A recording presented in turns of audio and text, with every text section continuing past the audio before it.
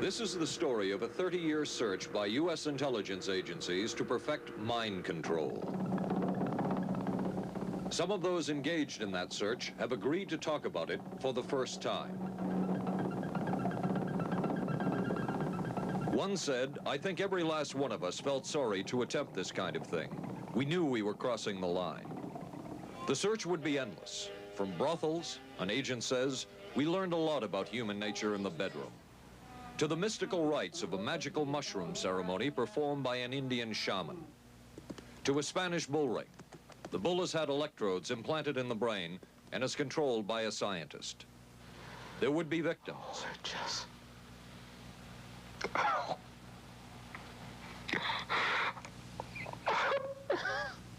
One intelligence agency tried to peel this man's mind back to reveal its deepest secrets.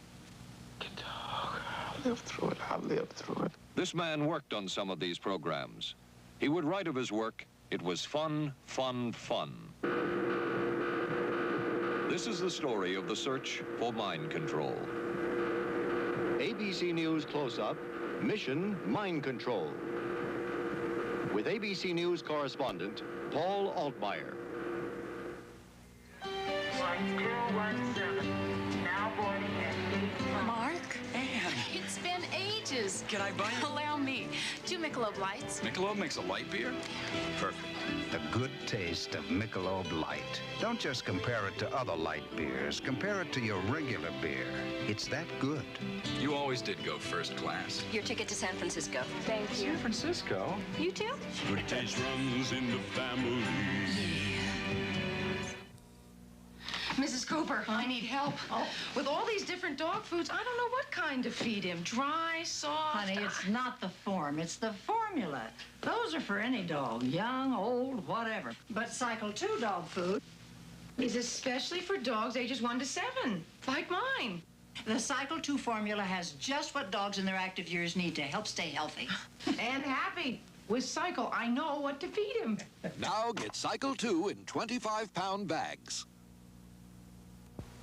We are not professing to tell you the complete story of these activities.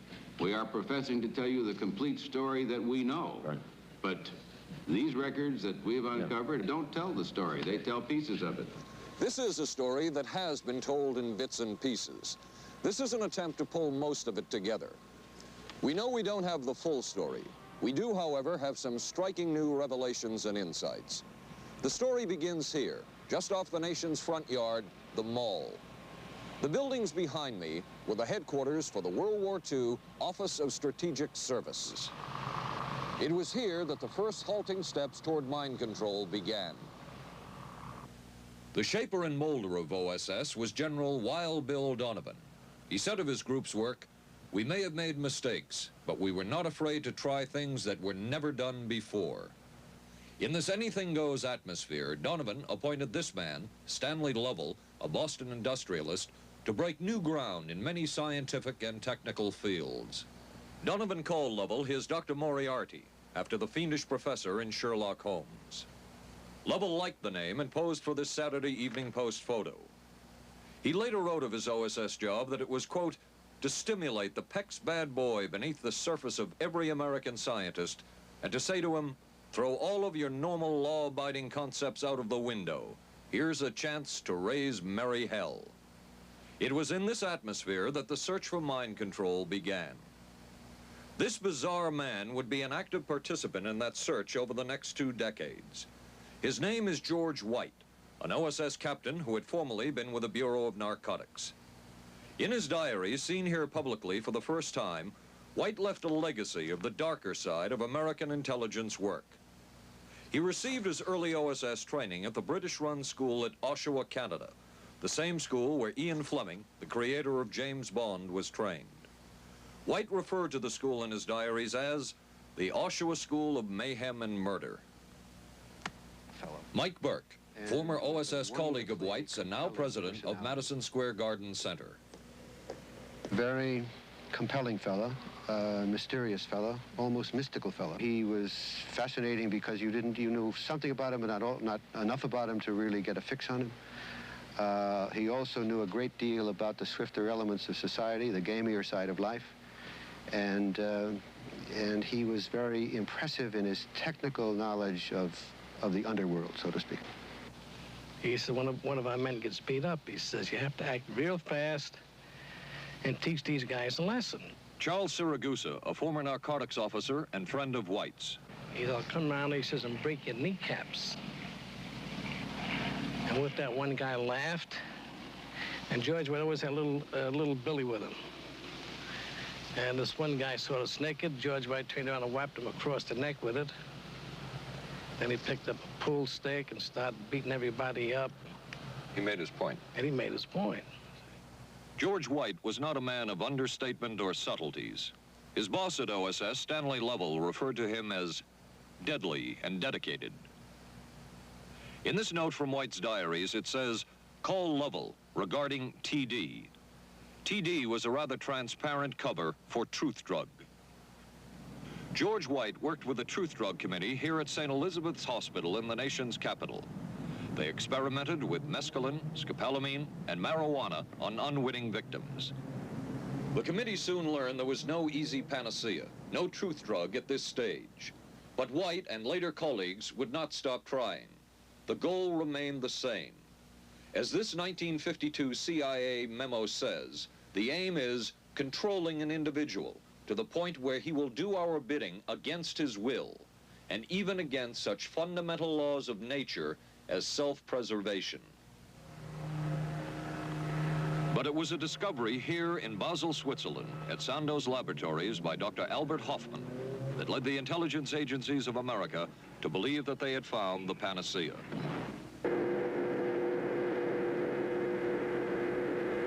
The discovery was lysergic acid diethylamide, LSD. The film that you see is considered by many experts to be the closest illustration of the effects of a hallucinogenic. It was one of the first times that anybody had run into a powerful drug that was different than anything else that they knew anything about. John Gittinger, recently retired chief psychologist for the CIA. This is the first time Gittinger has been interviewed publicly. We could disable a whole city by putting a very small amount on a water supply.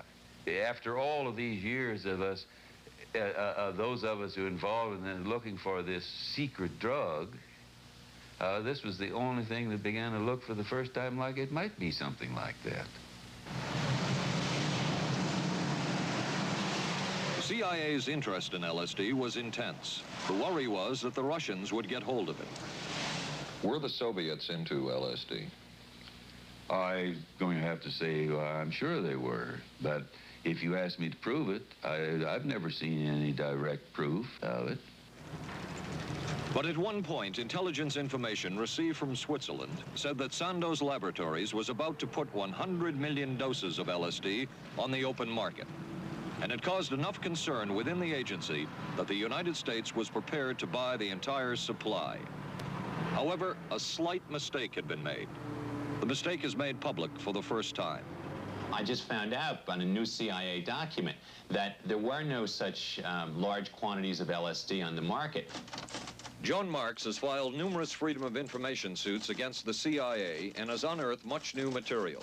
He is the author of The Search for the Manchurian Candidate, a history of intelligence agency work with mind control. He is a consultant for this report.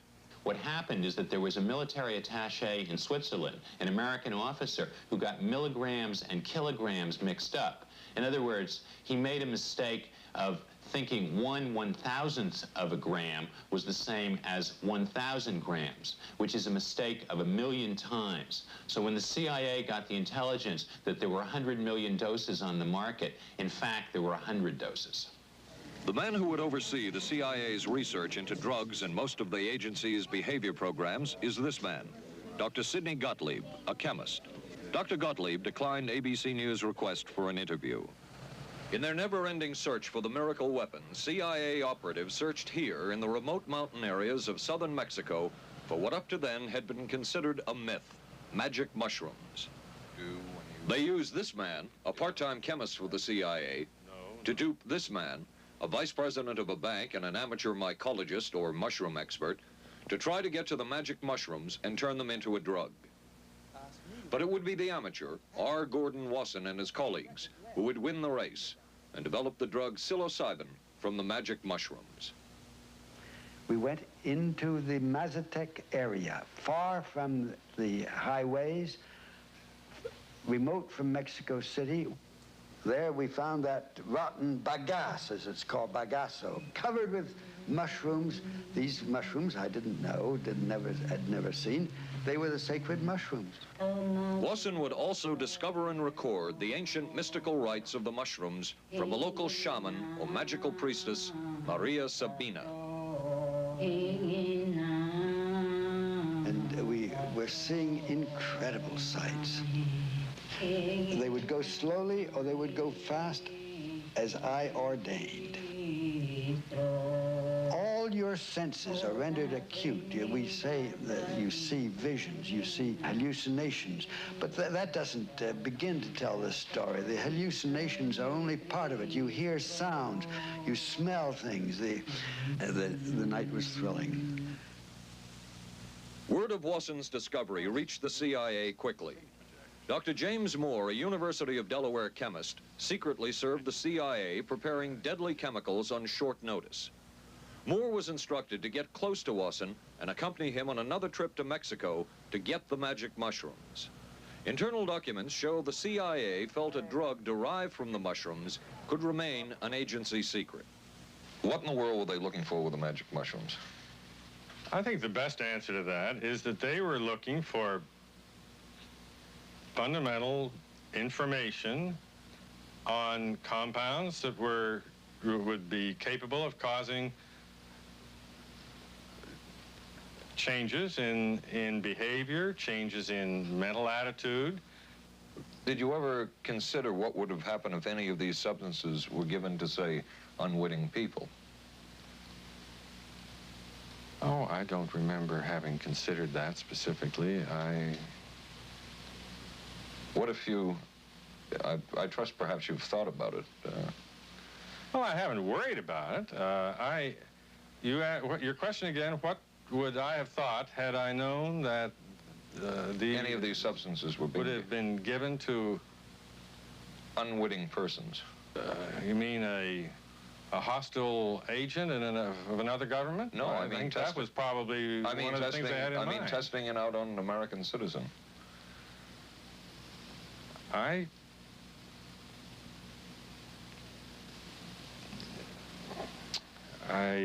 guess I must seem very, very cold-blooded about this, but I don't recall ever having been very much preoccupied with that issue.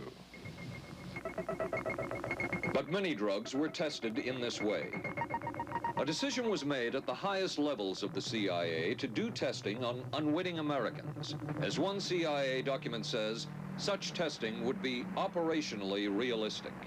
A former CIA official who worked on these programs describes for the first time how the decision was made. He did not wish to be filmed or recorded. Thus his remarks are read by someone else. I think every last one of us felt sorry to attempt this kind of thing. We knew we were crossing the line. Every decent kid knows he shouldn't steal, but he does it sometimes. We knew damn well we didn't want anyone else to know what we were doing. The decision was made to do testing on unwitting victims. It was decided they should be on the fringes of society because they were most vulnerable. It was the borderline underworld, prostitutes, drug addicts, and other small-timers who would be powerless to seek any kind of revenge in case they found out. And as their predecessors had a decade earlier, the CIA turned to George White for help. White was now a high-ranking narcotics official, and by this time, the stories about George White were legendary. So the waiter says, "You may help you, monsieur?" And George White was busy talking with me. I paid no attention to the waiter, so the waiter tapped him on the shoulder, says, "May I help you, monsieur?" George White turned around, whipped his gun out, and stuck it in the guy's face like this in this crowded restaurant.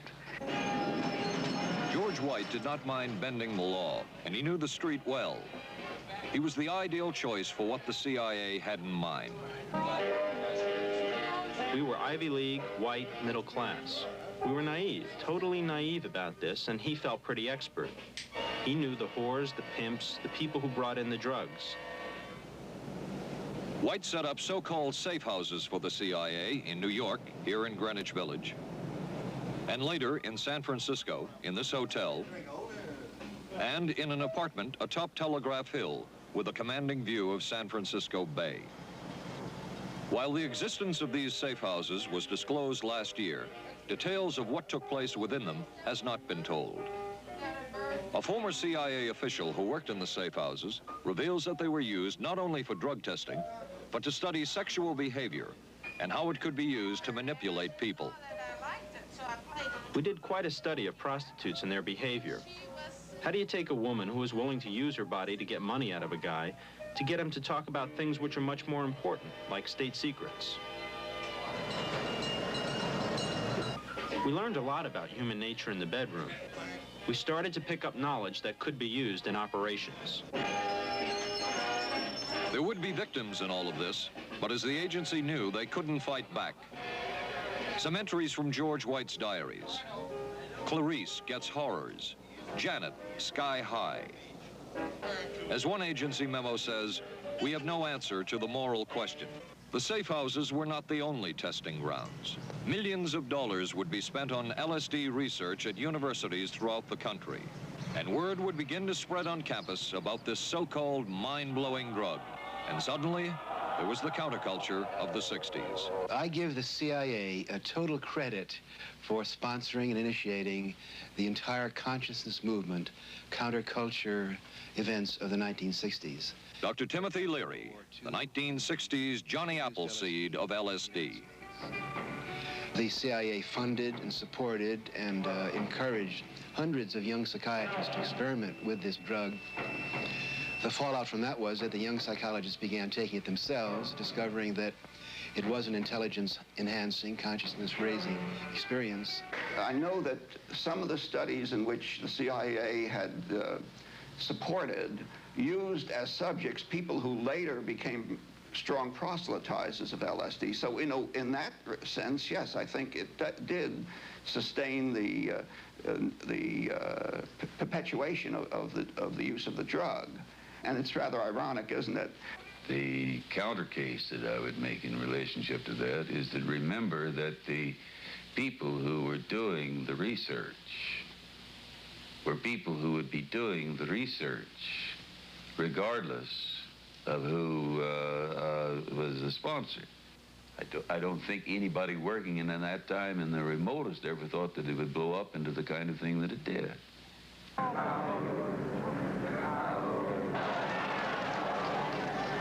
History will judge the role of the CIA and other intelligence agencies in unwittingly contributing to the counterculture of the 60s through their intense interest in LSD and other hallucinogenics. But for the moment at least, the argument can be made that the CIA helped usher in the age of Aquarius.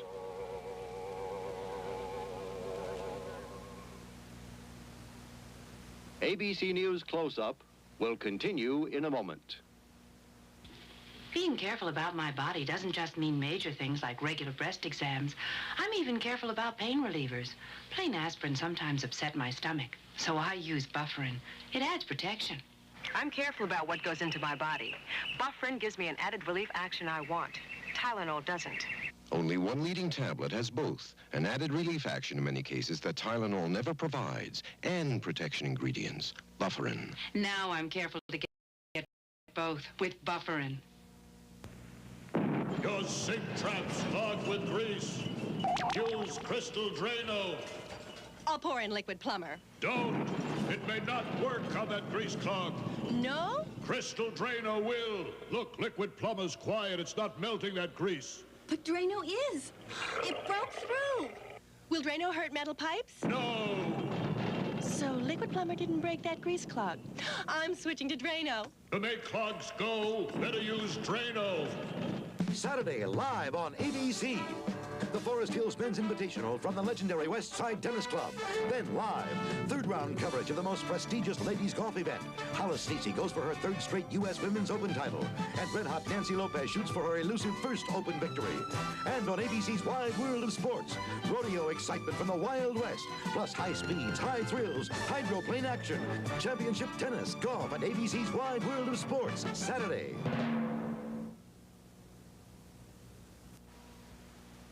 Wednesday on 8 is Enough. We got the buggy fever. The Bradford girls go disco crazy. Hey, hiya, hun. What do you say we get, down? And the summer's off to a red-hot start. And Charlie's Angels play the horses. I want to be a jockey. But end up in a dead heat with death. Then, the ghost of Jack the Ripper haunts the back streets of Vegas. Tomorrow, starting at 8, 7 Central and Mountain on ABC.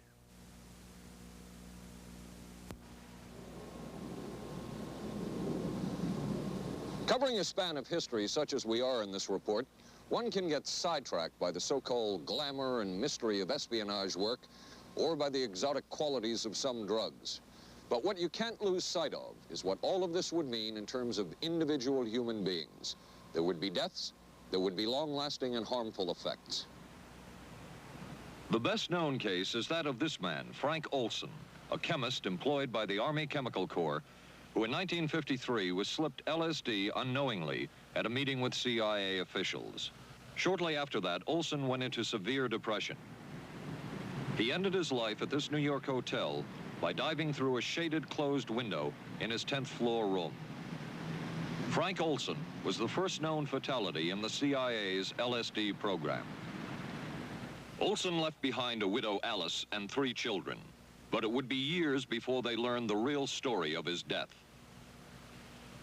Shortly after his suicide, Alice Olson was visited by Dr. Sidney Gottlieb, the man who had administered the drug, and by Robert Lashbrook, his deputy, who was the last person with Frank Olson the night of his death.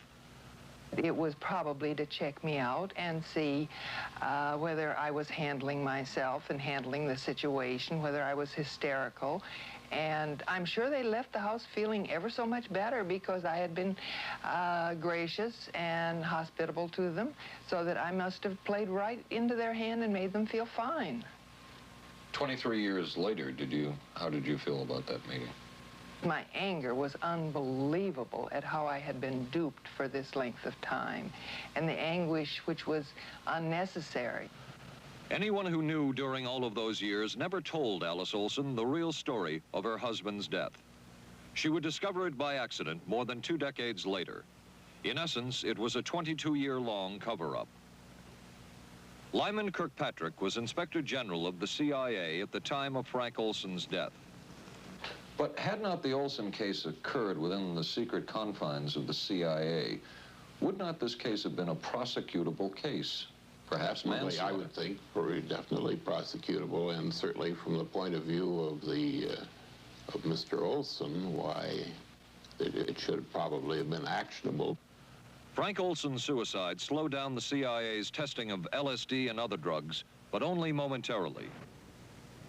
The CIA was not the only government agency interested in the possibilities LSD and other drugs presented for mind control. The Army Chemical Corps first started working with the CIA and then branched off on its own. It, too, tested drugs on unwitting victims, and a death would result.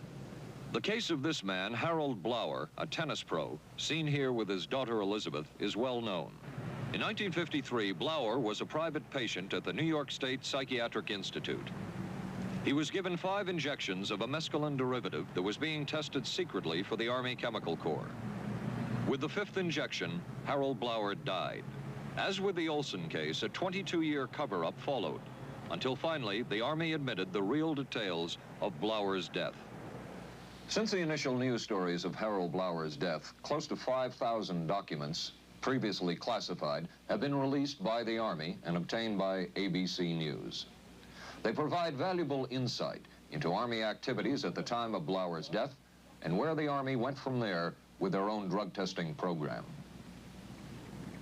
From a previously classified deposition of Dr. James Cattell, who administered the mescaline derivative, on the purpose of the drug testing, to produce symptoms similar to those that you see in schizophrenia. On how much the patient knew about all this. We didn't delineate all the possibilities of what might happen because then you contaminate your experiment. Cattell then relates that he never even knew what drug he had given Harold Blauer because of the secrecy of the Army experiments. We didn't know whether it was dog piss. This was secret. This was a secret. We weren't in on it. We asked Blauer's daughter Elizabeth for her reaction. What? How can anybody react to that? I mean, that is so far from what you'd expect from a human being, never mind a doctor, never mind a professional specialist who's supposed to care about people's minds. It's unbelievable. A suit filed by Elizabeth Barrett against the Army Chemical Corps is now pending in federal court. Other Army experiments continued on mental patients around the country. Work done at the Tulane Medical Center in New Orleans involved several drugs, hallucinogenics, and electrodes implanted in the brain. The chief researcher was Dr. Russell Monroe, now head of the psychiatry department at the University of Maryland. These are various progress reports written by Dr. Monroe and recently obtained by ABC News. From one of the progress reports, a report of a woman who had electrodes implanted in the brain and was then given LSD and other drugs. She became agitated, cried, lapsed into a trance-like state.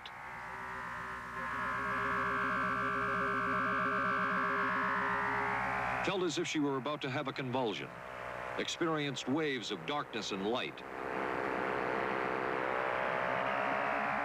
had bizarre sensations in her neck and legs, said somebody was trying to manipulate her body. At this point, Dr. Monroe wrote that the woman was obviously having paranoid ideas. As a layperson, perhaps you can enlighten me. What therapeutic effect would the type of experiment that I just described have on a patient? Well, the therapeutic effect would be indirect. Was this patient aware that she was being given LSD? Yes, I mean, they were told that they would be given some medication, and they should have... Specifically LSD? Well, we told them, I don't think that they would have even known what LSD was then at the time. They were told that they were going to they would be given some medications which might make them feel worse. Dr. Monroe, what do you think the Army Chemical Corps was looking for in all of this testing? They were looking for an incapacitating agent, an agent that would not harm the person permanently, but would incapacitate them temporarily. That seemed like a humanistic way to wage a war, if war is necessary. When James Thornwell was given LSD by Army intelligence in 1961, this time it was no experiment. This time, the express purpose was to peel back Thornwell's brain to bear any secret within it. This time, the Army had gone operational. Thornwell, as reported on ABC last January, was an Army private stationed in Orléans, France. Classified documents were missing from his unit. Thornwell became a suspect. His 2.5-month interrogation included administration of sodium pentothal, hypnosis, isolation, and deprivation of sleep. Army documents obtained by ABC News refer to this interrogation as conventional. Despite this severe questioning, Army intelligence was getting nowhere with Thornwell, and it was decided to slip him LSD. For 16 years, Thornwell never knew what had hit him. Tell me about the acid. I'd rather not. It's a bad trip. It's a bad trip. That was a bad trip. The pain was so excruciating. Felt like somebody was sticking me with 1,000,000 pins. You know, just everywhere. Oh, it just... Oh.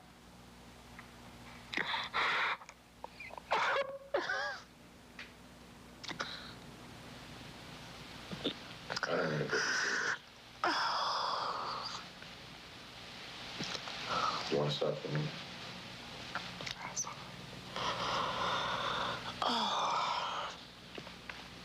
I walked around You want to stop? Oh, I can talk. I'll live through it. I'll live through it. I'll live through it. No charges were ever brought by the Army against Thornwell. He was discharged for psychological disorders. But an Army psychiatric evaluation of Thornwell obtained by ABC News, one which was done prior to Thornwell having been given LSD, says of him, fairly cooperative, oriented, alert, and gave no evidence of psychosis or depression. From the Army's point of view, this type of LSD interrogation was a success. Other documents refer to the exploitability of interrogation subjects, cracking them, keeping them off balance mentally, and providing an economical, speedy, and productive aid to interrogation. From James Thornwell's point of view, it was no success. Thornwell still has serious problems. He's run through 2 marriages. He maintains he can't hold a job, can't concentrate, has nightmares, and feels socially and emotionally isolated. Last fall, Thornwell filed suit against the government in federal court. In a moment, we will examine the closest experimentation to brainwashing that we have uncovered.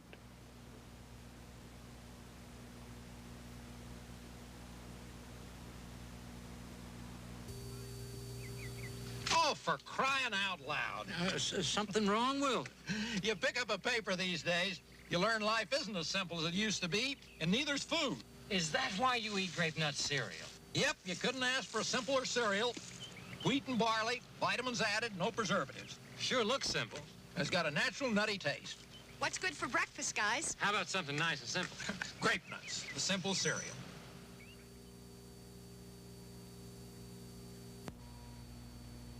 Maxwell House's coffee you can count on. Maxwell House, good to the last drop. Maxwell House is good every time. Maxwell House is good coffee. Good to the last drop. Maxwell House. Maxwell House, coffee you can count on. Always smells good, always tastes good, always good to the last drop. Maxwell House is good news. Good to the last drop. Maxwell House. ABC News Close-Up will continue in a moment. Special baseball. The Yankees take on the Angels Friday night on ABC. This is a heavy-duty stick-up, and this is a good place for it. New heavy-duty stick-ups from Airwick for small places with big odors. This is David Shoemaker in the news at this hour. District police have charged a young Northeast woman with the weekend kidnapping of that day-old baby. Sources say the woman was pregnant and afraid she'd lost her own child in the accident, and that's what motivated the kidnapping. 'Twas the night before Skylab, and we'll have the latest on its fate and ours. Testimony before Congress today on battered wives. Some of the victims are battered wives. A rock and roll star put on probation for income tax evasion. The condition is he must put on 1,000 hours of concerts for charities. And we'll be talking with a local teenager who won a gold medal at the Pan Am Games. Join us at 11. Reach for the sun. Hello, sunshine. Reach for the sun. Hello, sunshine. Hello, Mountain Dew. Nothing else tastes or feels quite like Mountain Dew, or goes down as smooth like a soft breeze on a lazy afternoon. Reach for the sun. Reach for Mountain Dew.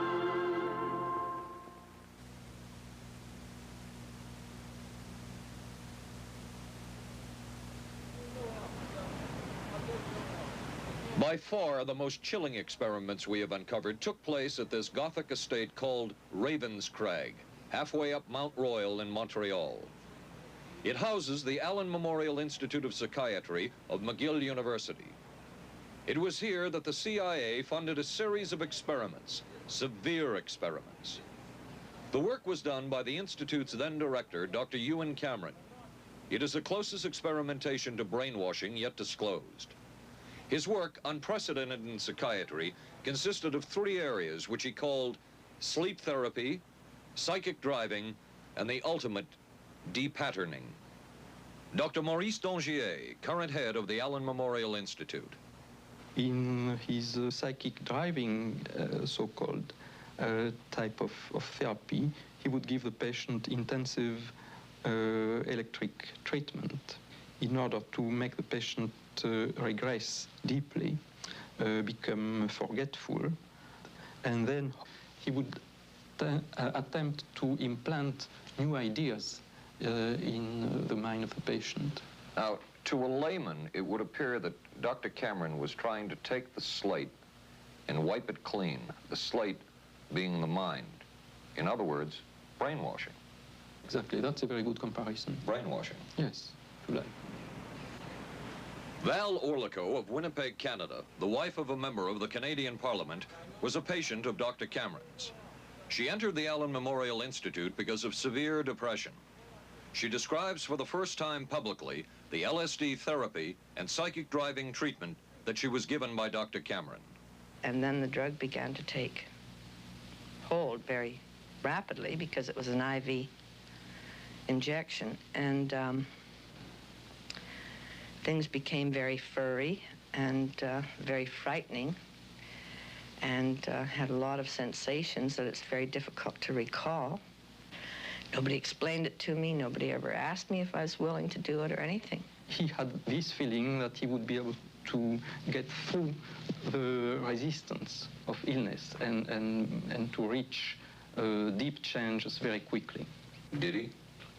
I don't think that when you look at that in retrospect, the hopes that he had have been in any way fulfilled. But Cameron would plunge on. The next step was what he called psychic driving. This involved almost endless tape-recorded messages and more drugs for the patient. Cameron wrote that this was the way to make direct controlled changes in personality.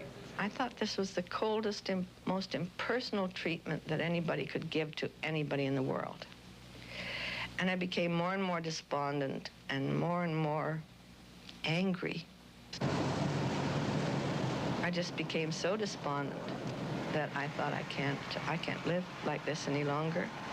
And I thought I would just go out and throw myself underneath the cars on McGregor. I stood on the curb of that street and I stood there and I thought, okay, go. Okay, go. And then I thought, what if you're not killed? What if you're just maimed? What if you don't die and you live and you can't even talk anymore? And I couldn't do it. The most severe technique Cameron used was de-patterning. He described it as breaking up the existing patterns of behavior by means of intensive electroshock therapy with prolonged periods of sleep. He carried out these experiments in something he called the sleep rooms. People in there were like babies. They cried and they were very disoriented. And we were very afraid of the sleep room. We used to walk very carefully against the side of the corridor that was opposite the sleep room with our backs to the wall when we'd go by. Cameron used this combined sleep electroshock treatment on patients as long as 30 days. One patient he kept asleep for 65 days. Cameron retired, and his successor, Dr. Robert Cleghorn, ordered a follow-up study on the patients treated with Cameron's de-patterning method. It showed that it was no more beneficial in its result than the use of more conservative methods. But the follow-up study showed that 60% of those who had been de-patterned still had amnesia for periods of anywhere from 6 months to 10 years. That's quite a memory loss, isn't it? That is a memory loss. Indeed it is. It's I think, more than desirable. In retrospect, does Dr. Cameron's experimentation and his treatment appear harsh?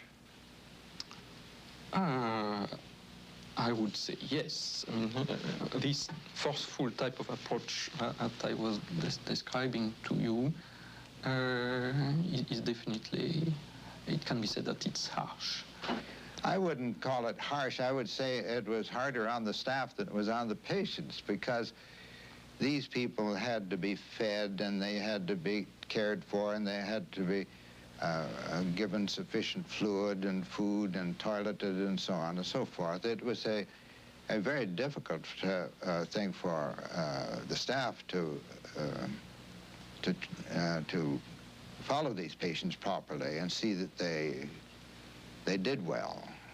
Well, I'm glad he was concerned for the staff. But damn it all, I wouldn't. I could have maybe had a different kind of life. And that makes me angry and sad, and I don't know how to explain how I feel, really. I just. How did you feel when you learned that Dr. Cameron's experimentation was financed by the CIA? Well, I thought, oh, I can't even use the word that I thought, because I thought, that bastard. And he was too smart. He knew who he was working for. And, excuse me, but I just, I just can't, sometimes I can't believe it, and yet I know it's true. If you had the opportunity to say something to the people at the Central Intelligence Agency who financed this study, what would you say? I realize the CIA is a very important organization, and they have a very important job to do. But God, it surely doesn't have to be done on people who are totally incapable of knowing what's happening or having any defense against it. And I can't imagine the mentality of people who would do this. I just can't. As for Dr. Cameron, he died in 1966 while mountain climbing. A colleague wrote of Cameron, "For him, the ends justified the means. And when one is dealing with the waste of human potential, it is easy to adopt this stance." Dr. Cameron seemed ideally suited for what the CIA had in mind.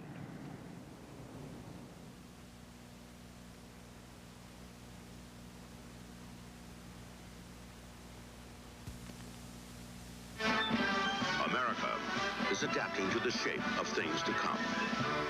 Triumph TR7 with 5-speed transmission or optional automatic. Wide steel belted radials, front disc brakes, front end spoiler, rack and pinion steering. Triumph TR7. No other sports car looks like it. No other sports car drives like it. Triumph TR7. The shape.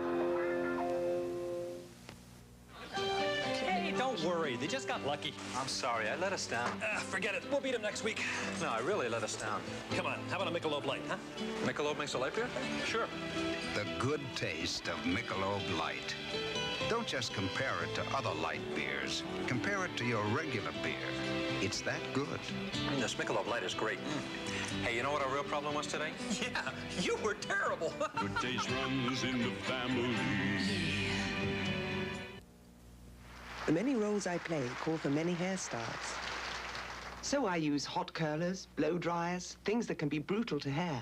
I switched from one conditioner to another looking for help. Then came Alberto VO5 hot oil treatment. It works just like a salon hot oil treatment, but takes less time and money. I just heat a tube, smooth it in, and shampoo. My hair's left silky, shiny, more manageable than I ever dreamed. Alberto VO5 hot oil treatment. I'll never switch again. Thursday. I could move a few of my things over this morning. There's a scandal in the 12th when Wojo gets a roommate. Hi. In a Barney Miller special. I'm a prisoner of my biological urges. Sorry to hear that. Then authorities say this Texas motorcycle gang murdered a federal judge. People are always scared of something they don't understand, and they don't understand us, so they're scared. Geraldo Rivera investigates dope, death, and the banditos on 2020. Thursday, starting at 9, 8 Central and Mountain on ABC. It was the Cold War, and especially the trial of Joseph Cardinal Mindszenty, who was forced to testify in a Hungarian court that he was a spy. And then later, the Korean War, with the coerced and mainly fraudulent confessions of American servicemen. My information took place on the... that would spark intense interest in intelligence circles about brainwashing. The CIA secretly commissioned a study of communist brainwashing methods at the Cornell University Medical Center. A leader of that study was Dr. Lawrence Hinkle. He explains first the Russian method of controlling and breaking a person. Absolutely isolated from everyone else, with one man whose job it is to get you to write the extent to which you are a criminal. In this setting, you can get people to do most anything, do you see? Because you don't have to lay a hand on them. And by the time you get through and you go up before the judge, the fellow says, were you a spy? He says, yes, I was a spy. The Chinese never really had this kind of a state police system. They would get him in, and all this fellow does is ask you to write, and rewrite, and talk to him about your whole life. Graduated from pilot training in 1949. While the purpose of the study was to find out about communist brainwashing techniques, CIA documents show that the agency was interested in developing mind control methods of its own to precondition and control Chinese living in this country to be sent back to their homeland as CIA agents. What do you think they were looking for? Well, I think they weren't looking for agents or anything like that. Yet the agency's perception of the work you were doing, in CIA documents we have examined, it says that the project that was being done here, they intended to use everything learned about the new agents to induce them to, quote, to perform acts of a complex, purposeful nature. Yeah, but that was never done. The effects of which may be out of keeping with the individual's previous behavior. That behavior. sort of thing was never done. Those people were not, that was, when they first came here, the first people they sent up to see us, you see, were operational type people from the CIA with some rather wild ideas. Okay, this is their perception of it, if I could just continue. No, it wasn't their perception of it either. No, it wasn't. Dangerous to his being, contrary to any previous consciously expressed intentions and interests, contrary to the good of the individual, and subversive to the goals for which he is consciously working. I understand all this talk. But the situation was, you see, those things were never done because of wise people on both sides. We were not able to do this nor interested in it. They were, though. Some of the low-level people were, but the high-level people were not. Tell you the truth. But documents clearly show that the CIA was attempting to develop agents over whom they had as much control as possible. Agents who would perform tasks contrary to their own good. Normally conditioned American who's been trained to kill and then to have no memory of having killed. His brain has not only been washed, as they say, it has been dry cleaned. Is a Manchurian candidate, controlled by others to do things against his will, possible? It was a remarkable film because, as far as I'm concerned, it made something totally impossible seem absolutely credible. I would say the answer is yes, but there are many qualifications to that. Dr. Milton Klein, a psychologist, a clinical and experimental hypnotist, and unpaid consultant to the CIA. The qualifications would be the subject selected to produce the kind of behavior that you wish, the amount of time, the procedures that are utilized, and the motivations of the people who are designing, executing, and administering the procedures. You're asking whether an individual can be, under hypnosis, influenced, coerced, persuaded, shaped to perform an antisocial act, or a destructive act, or an act of violence. My answer would be yes. Captain Marco, will you be good enough to lend Raymond your pistol, please? Yes, ma'am.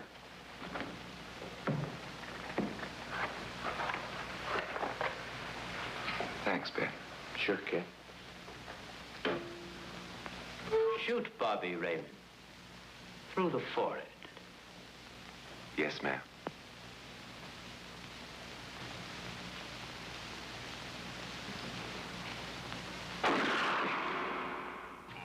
How valuable a tool can hypnosis be in the intelligence field? None whatsoever.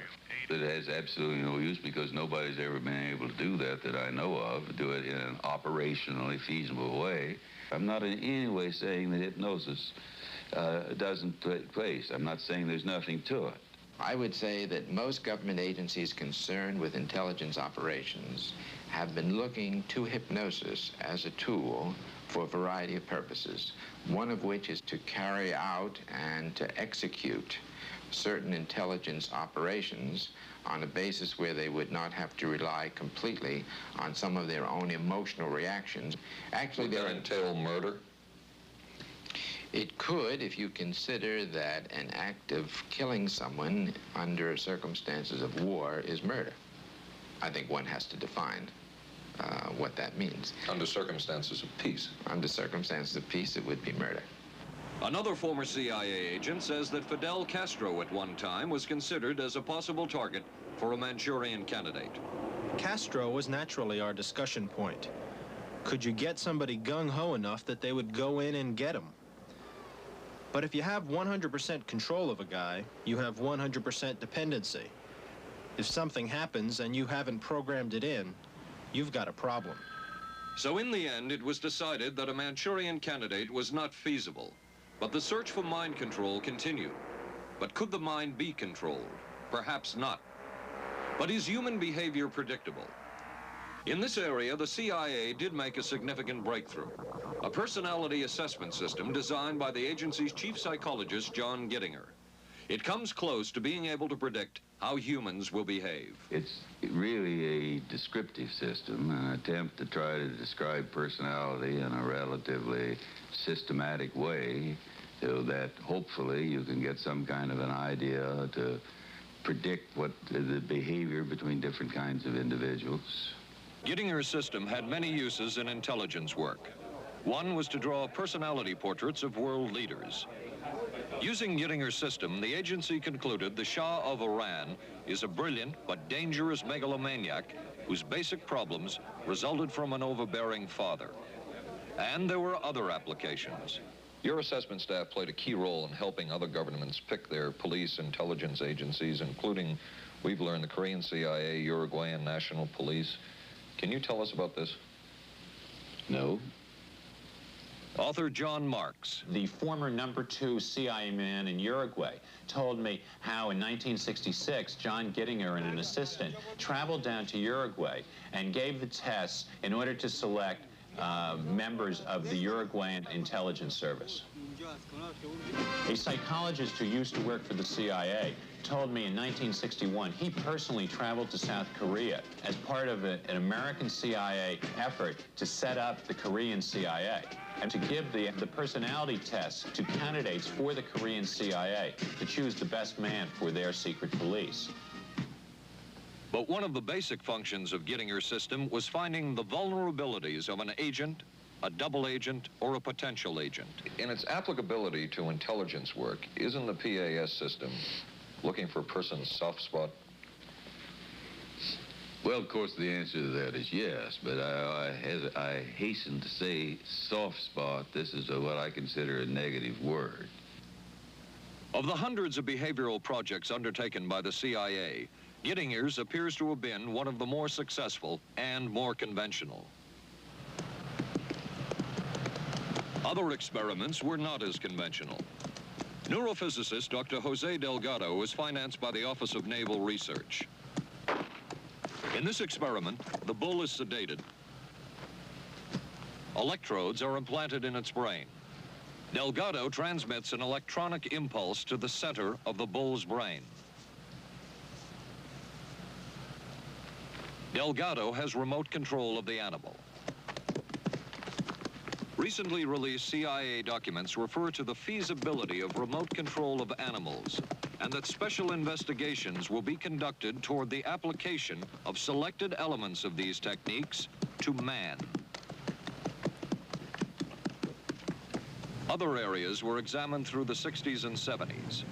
Brain surgery, psychosurgery, creation of amnesia, parapsychology, manipulation of genes. Even though past and present CIA officials have indicated this kind of work ended in 1963. All truth, nothing but... And one of those who took part in these programs. Thank you, sir. In 1977, a Senate subcommittee heard testimony from many of them, but the testimony was not that revealing. According to one of them, they agreed amongst themselves to keep the inquiry within bounds that would satisfy the committee. Former narcotics officer Charles Siragusa says that he was asked to limit his testimony by the man he reported to at the CIA. He wanted me not to say anything. To perjure yourself. That's right. Well, either that, I'd have to perjure myself or take the Fifth Amendment. And I'm not about to take the Fifth Amendment for anybody. Okay. Former CIA chemist Robert Lashbrook testified he had no first-hand knowledge of the agency-run safe houses when, in fact, he supervised one of them. There was very little... And according to George White's diaries, was at a safe house when White conducted what he called an LSD surprise experiment. Dr. Sidney Gottlieb, whom we recently filmed near his California home, oversaw many of the CIA behavioral programs. He retired in 1973 and destroyed the records of this work. In sort of a valedictory letter, Dr. Gottlieb wrote that he and his colleagues had been able to maintain contact with the leading edge of developments in the field of biological and chemical control of human behavior. Dr. Gottlieb also testified before the Senate subcommittee, but from an anteroom where he could not be filmed because of what his lawyer termed health and cardiac problems. Dr. Gottlieb declined ABC News' request for an interview. And what of George White, the man who helped the agency in so many of its programs? He would retire here to Stinson Beach, California. And shortly before his death, he wrote to his boss at the CIA, Dr. Sidney Gottlieb, and summed up his career by saying, "It was fun, fun, fun. Where else could a red-blooded American boy lie, kill, and cheat, steal, deceive, rape, and pillage with the sanction and blessing of the All-Highest?" Has mind control been achieved? From all of the available evidence, it appears doubtful. The human will has prevailed up to this point. But as we have seen, work is continuing in this field, work that we still don't know very much about. How deeply are the Russians and other dictatorships into all of this? We really can't say, and the CIA is reluctant to give out information about it. But the basic question remains, what place does all of this have within a democracy? One final point should be made. As one of the persons who worked on these programs told us, we are very capable, conscientious, and very dedicated scientists working for our country. Their work speaks for itself. This is Paul Altmeyer for ABC News. Good night. Here's a great idea. Potato peeler? Nope. Hair curler. It's Vanish Bowl Freshener. Freshness in a snap. Snap it under the rim and it freshens 2 ways. It's always there to freshen. Then when water hits it, extra deodorizer and detergents are released, working best when and where you need it. When the bowl's fresh, the bathroom's fresher. Snappy idea. Vanish bowl freshener. Vanish for a cleaner bowl and a fresher bathroom. What do doctors recommend for pain today? This report shows doctors' #1 choice is the pain reliever in Anacin. 5 million recommendations last year for pain of headache, backache, minor arthritis, and muscle ache. The ingredient in Anacin is the doctor's #1 choice. Anacin is strong, a special combination of medical ingredients free of stomach upset for millions everywhere. The ingredient in Anacin, doctor's #1 choice.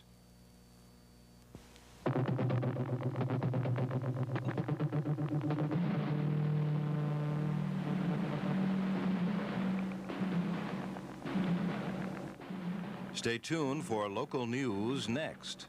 Then live from the Johnson Space Center in Houston, ABC News will track the approach of Skylab as it nears re-entry. Skylab, the final hours. Right after Twiggy and Dirk Benedict of Battlestar Galactica star in I Want Her Dead on the Tuesday Movie of the Week tonight on ABC.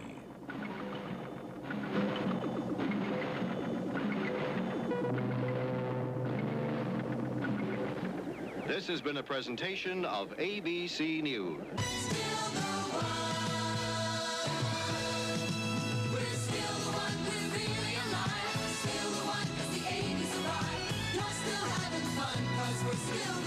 Still the one, ABC.